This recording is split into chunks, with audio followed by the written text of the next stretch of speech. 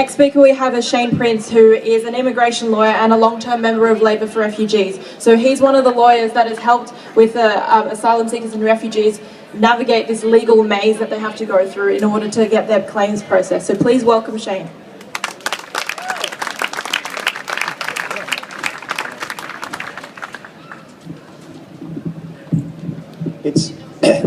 It's good to see so many of you here today and to be among friends and to know that there are people out there who are still true to the cause, although it's sad to see you all here in the sense that we still have to be having these rallies so many years after the new Rudd dawn in 2007 when we thought everything would be better.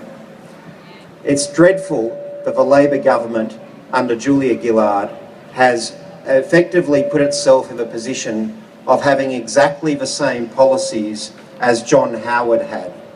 And can I just say this, that the only time since John Howard won the election in 1996 that Labor has won an election is when Labor went to the electorate with a humane policy on refugees.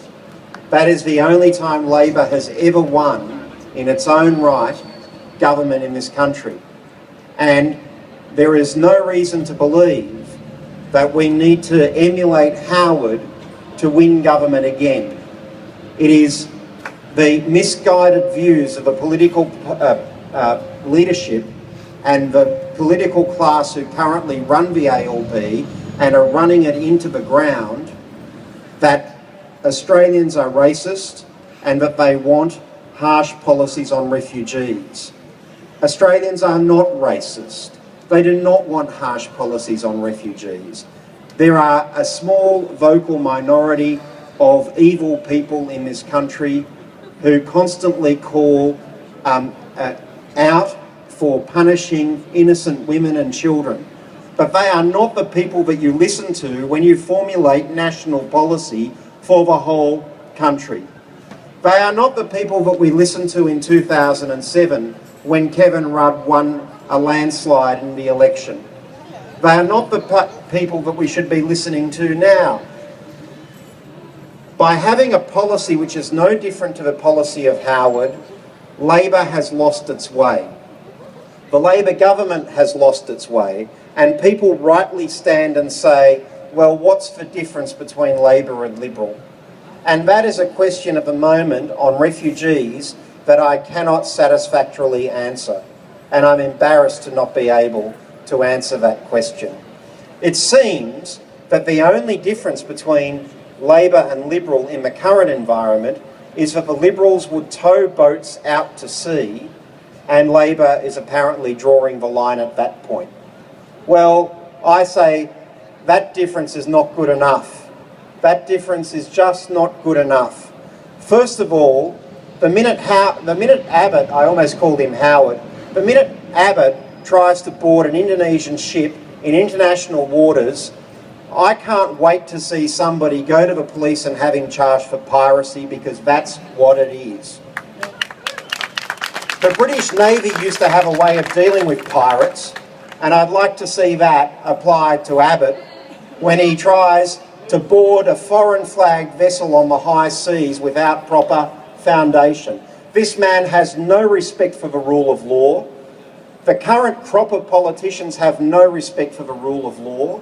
They do not understand the notion that whatever it takes as a political slogan does not mean that you check your principles and decency at the door.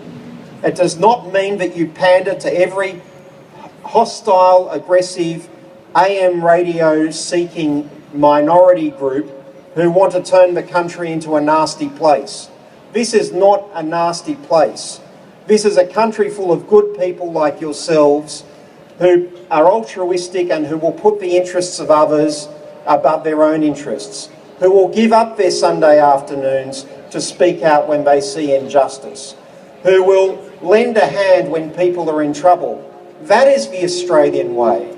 The Australian way is to look after people who are in trouble. The Australian way is to stand up to bullies and racists. We have never been about that. Australians say some dreadful things, but the level of racism in Australia is superficial.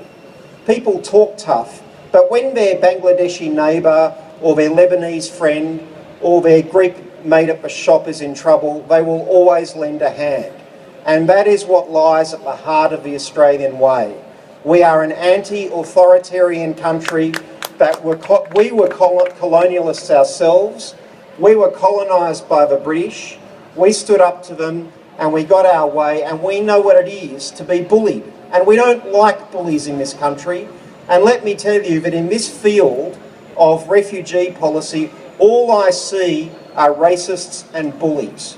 I see a very powerful group of people picking on the least powerful group of people you could possibly imagine. People who don't have any votes, people who don't have any say, people who have not lived next door to neighbours who can stand up to them or stand up for them. These are the most marginalised people in Australia, and they are being picked on mercilessly by bullies, and I say we should stand up to the bullies.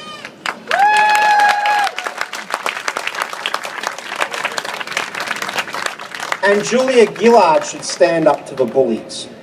And the current Labor leadership has a very short period of time to redeem itself in the eyes of the Australian people. It has a very short period of time to answer that question, why vote for Labor instead of for Liberal? And I believe there's a way they can do it. There's a way that they can stop the people from making dangerous journeys coming to Australia. They've been told about it for years. Labor for Refugees have been telling them about it for years. Start a queue. If you are going to reject people and vilify them for jumping a queue, you could at least have the decency to give them a queue to join. But that they will not do, because they only take a tiny number of people from Indonesia each year. And that is what is causing all of these problems. Ian spoke about crocodile tears. I'm very sorry to say that I agree with him, because those people high up in government know exactly what it would take to fix this, but they don't want to do it because they are the ones who caused this problem in the first place. They are the ones who have created this whole industry around people smugglers and refugees getting on boats. And they have done so by taking 54 people a year from Indonesia in the 10 years from 2000 to 2010.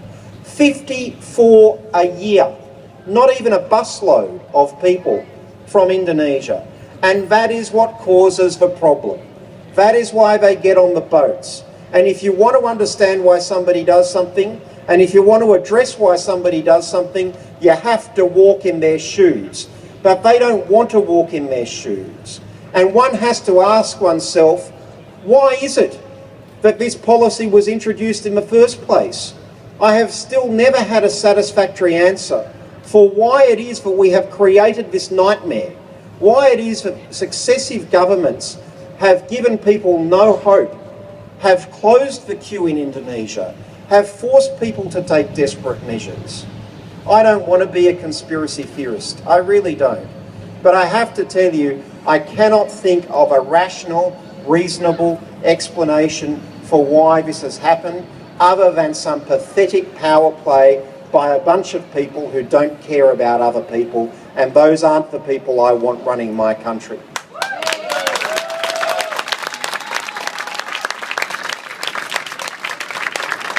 But there is hope.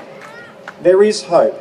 Because Gillard and her current leadership have two choices. One, change.